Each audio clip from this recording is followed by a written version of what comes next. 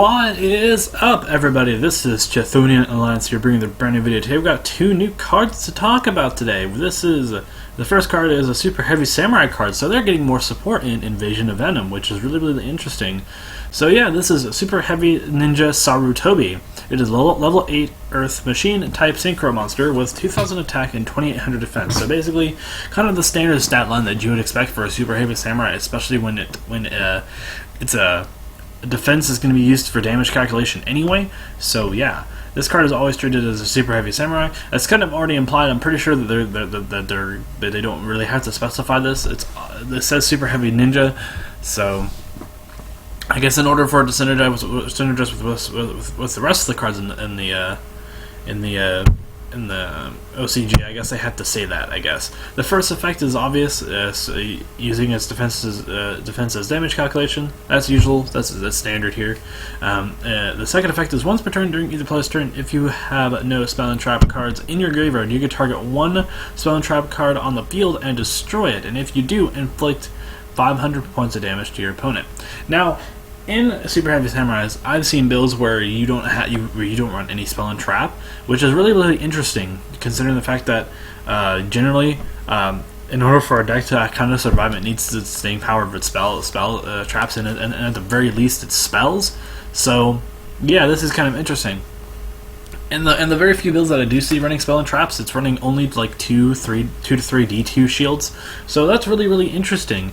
I don't think this card's particularly good, considering the fact that if you are playing Super Heavy Samurais, you're probably going to make something better. This does give you this is an option though, so I'm not going to entirely knock it down and say that you don't have to run this card, because this card is alright. So yeah. Next up is a new Yang Zing Synchro monster. This is Dulong, Origin of the Yang Zing. It is a level 5 Light Worm Synchro Tuner monster with 0 attack, and the defense is relatively unknown.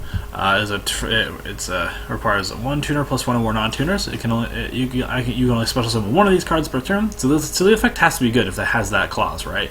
So yeah, the first effect: if this card is special summoned, you can add 1 Yang Zing card from your deck to your hand. Yang Zing card. That's actually really good. So yeah, basically you can add 9 branches of the Yang Zings if you want. That's pretty good. Once per turn, you can send 1 worm type monster from the deck to the graveyard. This card's level becomes the same level as the monster sent to the graveyard this way. So basically, you can send Jiaotu, Chiwen, make this card level 1, 2. You can make this card any level, and it'll be really interesting. This card has a lot of flexibility in that regard. It's really good. And the third effect is if this face-up card leaves the field, you can add 1 Yang Zing monster from your deck to your hand. So even if your opponent banishes this card, you're getting a Yang Zing back out of this card. So that's really good. Yeah, this is going to be a really good card. I think you're probably going to play this at least one of, because it is a decent card. It's a tuner. You're going to send a worm. You could send a worm type to the graveyard, activating its effect, and adding a Yang Zing monster when this card's summoned. And by the way, the first effect is when it's special summoned. So you can special summon this card afterwards, and it'll still get its effect. So yeah, anyway guys, tell me what you guys think about these two cards in the comment section down below, and I will see you guys in the next video. This has been Chthonian Alliance, and I'm signing out.